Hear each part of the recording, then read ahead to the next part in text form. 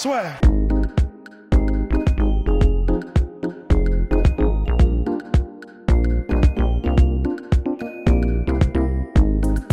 Enfermé quelque part au Canada, voici le recap de l'UFC 231, recap qui s'annonce peut-être bref, en tout cas, si vous ne nous connaissez pas ou si vous avez manqué les interviews d'Olivier Aubin-Mercier, battu malheureusement par Gilbert Burns à l'UFC 231, ou de Georges Saint-Pierre, elles sont toujours disponibles donc sur YouTube, SoundCloud, vous pouvez les télécharger, Deezer, iTunes, n'hésitez pas à lancer les 5 étoiles, ça nous fait énormément plaisir.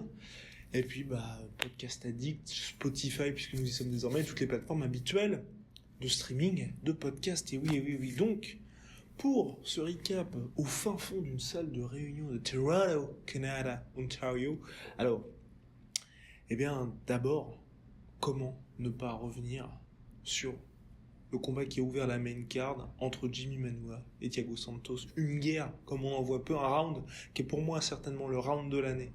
Entre deux véritables explosions de Golgoth qui s'en ont envoyé parpaing sur parpaing. Clairement, fallait pas aimer la technique ni la délicatesse pour apprécier ce combat-là. Quoi qu'il en soit, c'était super pour le premier round. Ça confirme deux choses. Un, Thiago Santos a vraiment trouvé ses catégories chez les light heavyweight, puisque là, il a plus tout ce weight cutting à faire. Il rayonne véritablement. Et de l'autre, malheureusement, Jimmy Manuwa, qu'on aime beaucoup chez la sueur, qu'on avait interviewé il y a 1 an, je crois, 1 an ou 2, ou 2 ans avant son combat à Londres, ce cher Jimmy Manuwa, qui montre qu'à 38 ans, on n'est pas éternel et qu'il n'y a plus vraiment de menton. C'est ce que j'ai écrit dans le recap. C'est vrai qu'on a très vite vu que ça allait être une question finalement de minutes pour lui avant de tomber, parce que face au parpaing de Thiago Santos, c'est lui qui a le plus flanché et de loin.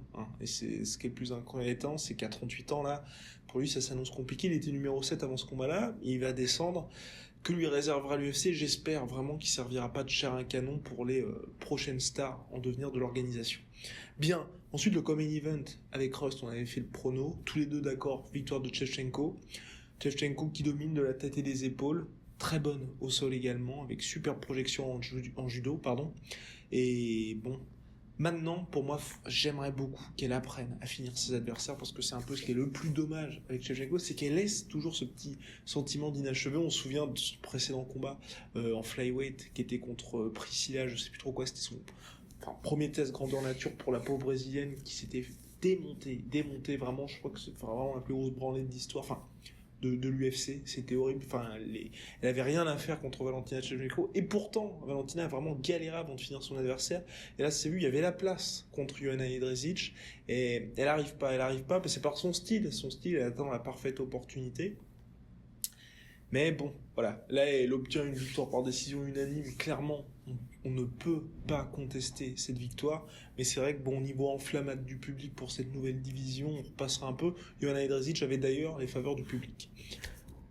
Main event, Brian Ortega, Max Holloway, il y avait une ambiance de dingue, mais vraiment dinguissime. Déjà le public de Toronto, parce que j'étais aussi à 2 matchs NBA, et c'était Raptors Bucks et Raptors Sixers, et l'ambiance était déjà impressionnante. Mais là, le Holloway Ortega, c'était impressionnant. Max Holloway, c'est pas la première fois qu'il combattait à Toronto, c'est là qu'il avait remporté sa ceinture, souvenez-vous, contre Anthony Pettis il y a 2 ans maintenant. Donc vraiment adopté par la ville, pote de Drake, qui est d'ailleurs dans une des chansons du dernier album de Drake, Scorpion.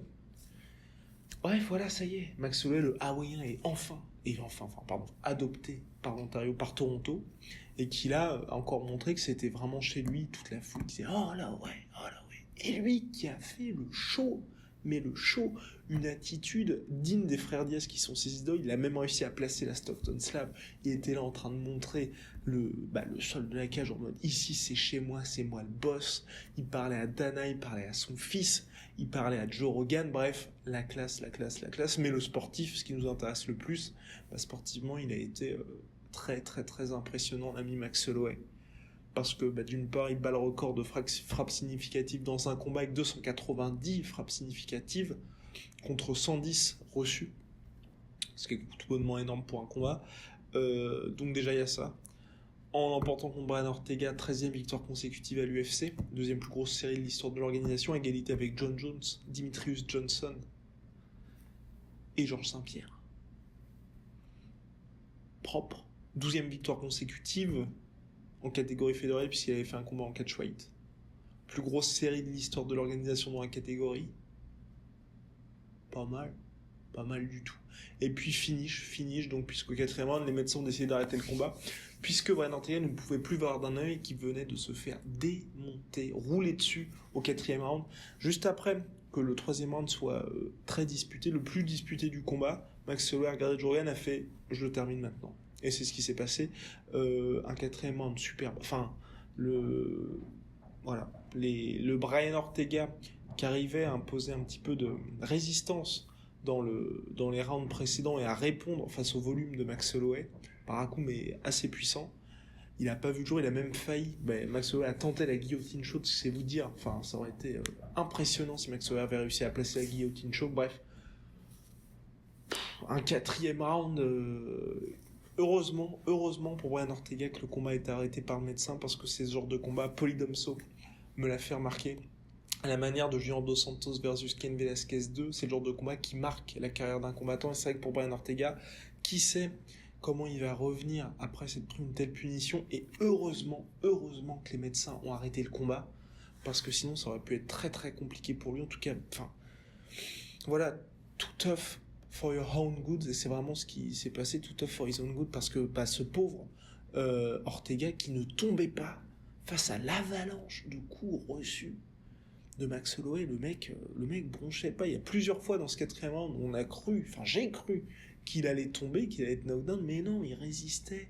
Et l'autre était là avec toutes ses combinaisons, ses angles, qu'il arrive à trouver avec sa science du déplacement, ahurissant. Tu penses que tu t'en sors, mais non, ça vient quand même. Et puis ça continue, un rythme qu'il impose à l'adversaire qui est tout bonnement intenable.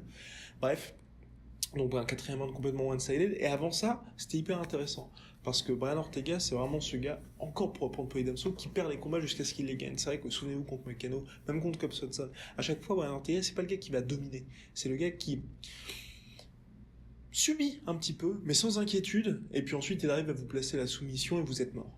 Et c'est ce qui se passait contre Max Holloway. 3e round, il y a un moment, on s'est dit, wow, qu'est-ce qui se passe? Il a tenté un étranglement, c'est pas passé. Heureusement pour le champion, mais voilà, c'est Ortega, cette espèce d'anguille, cette espèce de serpent qui va réussir à vous prendre sur la moindre erreur et boum, vous êtes mort. Il y a même un coup, il a failli prendre la jambe de Max Holloway. Donc du coup, il était dominé, mais il revenait de temps en temps avec ses coups, Max Holloway, qui n'était pas serein à 400% non plus.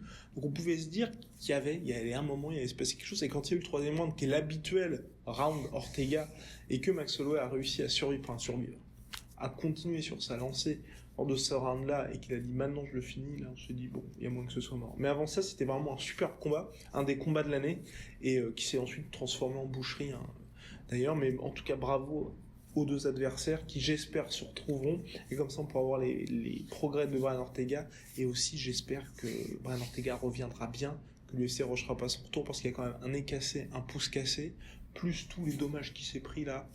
Une petite pause de 4-5 mois ne lui ferait pas de mal. Après, voilà, le gros problème, c'est que si Max Holloway monte en lightweight, comme le souhaite Dana White, et comme le souhaite, je pense, toute la planète MMA aujourd'hui, parce qu'il a tout prouvé dans la catégorie, il manque juste une victoire contre Frankie Edgar, mais bon, Frankie Edgar, c'est quand même le gars qui a perdu dès le premier round contre Brian Ortega, donc il y a plus cette aura autour de, Young Talent Killer qu'il avait avant.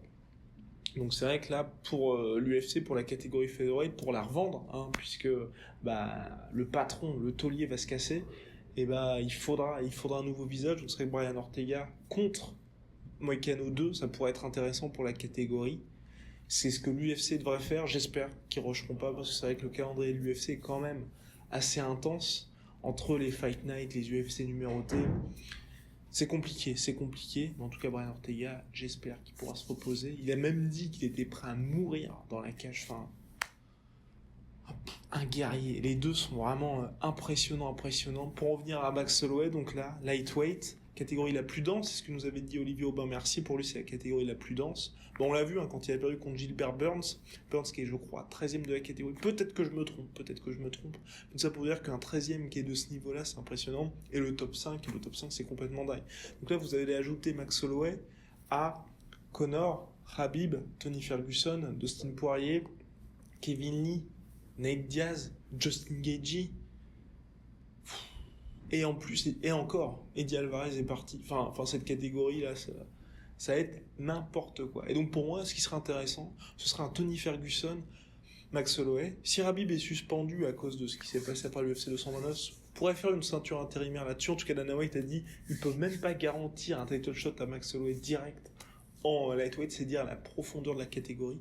Donc pour moi, ça serait intéressant. Max Holloway, Tony Ferguson, passionnant parce que Max Holloway a montré qu'au sol, il déconnait pas. 2 sur 11, il a fait Brian Ortega lors de ses tentatives de takedown, et sur les 2 takedowns réussis, à chaque fois, Max Holloway s'est relevé. C'est dire le talent de Max Holloway au sol.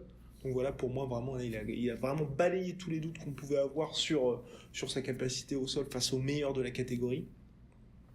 Donc, contre Tony Ferguson, ce sera intéressant. Et puis oui, niveau stylistique, entre ces deux gars, ce serait magnifique. Ce serait magnifique. On pourrait pas savoir ce qui... Enfin, ouais.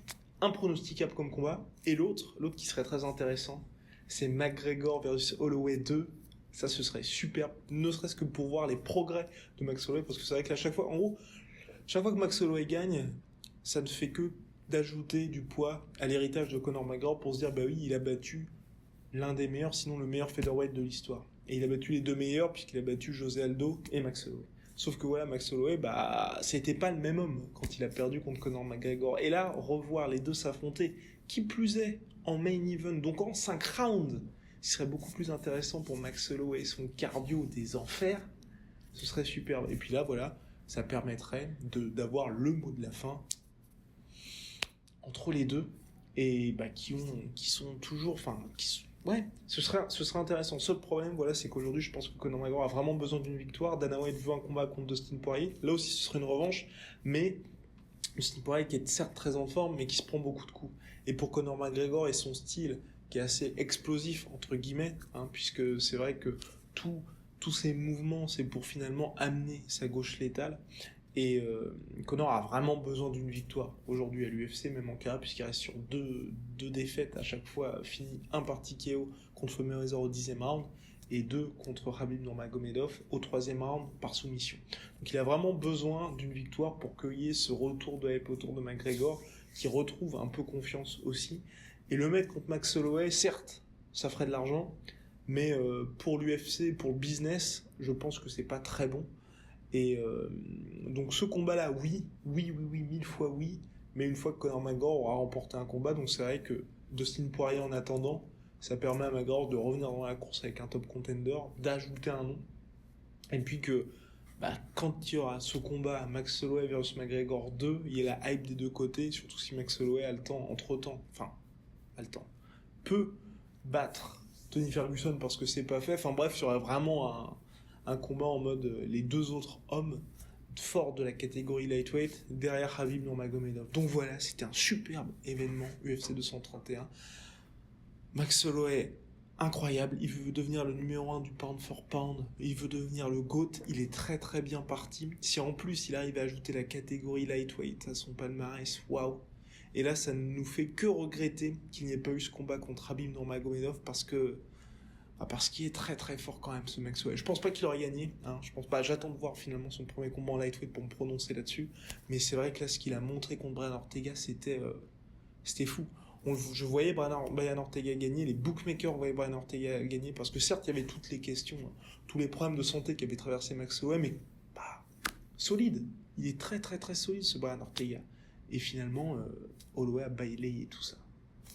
Voilà, vous pouvez nous dire ce que vous avez pensé de ce main event. N'hésitez pas à nous poser des questions pour les prochains podcasts, puisqu'on reviendra avec Polydomso sur de la boxe très très prochainement dans un superbe environnement. Hashtag teasing. Quelques invités intéressants pour le podcast. J'espère que vous allez apprécier. Ce sera en MMA. Et qu'est-ce qu'il va y avoir ? Oui, on va aussi parler de MMA bientôt. Le trio de l'enfer va être réuni. Le Big Three va être bientôt réunis, donc ça fait plaisir. Et puis voilà, donc posez-nous des questions, comme ça on peut y répondre dans le podcast, ça nous donne des idées pour les sujets. Donc soit sur Facebook, soit sur Instagram, @lassueur par DMs, sur Facebook, @lassueur, sur Twitter, @lassueur_OFF, par DMs à chaque fois. C'est beaucoup plus pratique pour nous pour ensuite vous répondre en live. On fera aussi un top 15 qui nous a été suggéré par DMs sur Instagram des meilleurs boxeurs. Je rendrai à César ce qui lui appartient, puisque là je n'ai pas mentionné celui qui nous a posé la question, mais ce sera l'objet du prochain podcast qui arrive d'ici la fin de semaine. Voilà. Et puis vous pouvez revoir ou voir les interviews de Georges Saint-Pierre, Olivier Aubin-Mercier. Interview Georges Saint-Pierre arrive en qualité, comment dirais-je, remastered très prochainement pour nos amis anglophones. Peace, the best is blessed, baby, the best is blessed. Swear.